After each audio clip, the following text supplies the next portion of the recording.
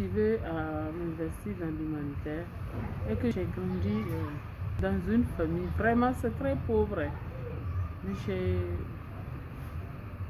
appris à aimer, à te donner l'amour malgré que tu n'en as pas. Donc ce qui m'a motivée est de...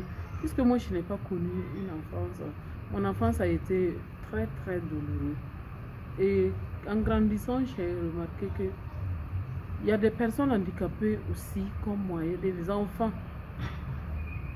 vulnérables qui n'arrivent pas à manger même une seule fois par jour.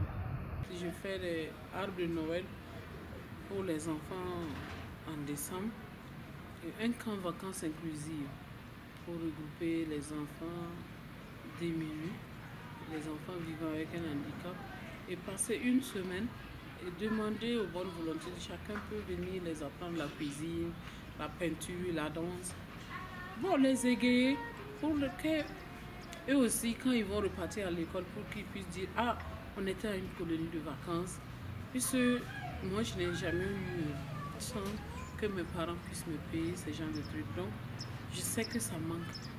Et souvent, on est assis, les autres parlent, tu as mal. Donc, j'essaie de les donner, d'apporter cette joie. Mon ambition est de pouvoir trouver un centre. Un centre où il y aura des kinés, des orthopédiciens, des centres de formation et tout, des centres d'appareillage pour permettre à ces enfants que si que tu sois une personne handicapée, un enfant handicapé, que tu sois un enfant valide mais vulnérable, que si tu rentres dans ce centre, tu vas retrouver ton compte et savoir quel métier tu vas choisir pour faire. Moi-même, j'étais complexée. J'ai remarqué, je dis, bon, pourquoi pas ne pas vivre ta vie? Tu es condamné à vivre avec ton handicap jusqu'à ta mort. Mais si tu te mets à tout le temps te lamenter, morfondre sur ça, tu ne vas pas faire quelque chose et tu ne pourras rien faire pour quelqu'un.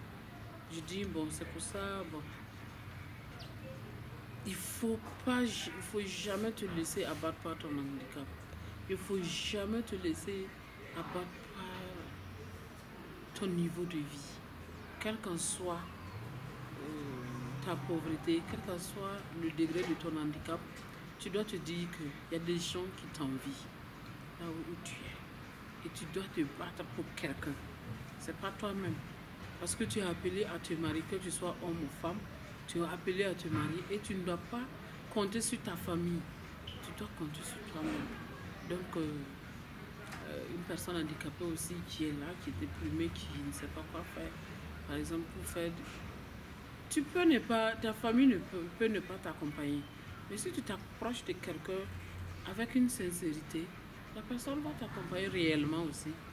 Avec un 25 000 ou 25 000, tu peux commencer un petit commerce et t'en sortir bien si tu es bien organisé. Voilà, donc c'est un appel, je lance à l'endroit de mes soeurs et frères qui vivent avec un handicap. Surtout, de ne jamais penser que être une personne handicapée, ça veut dire que tu ne peux rien faire.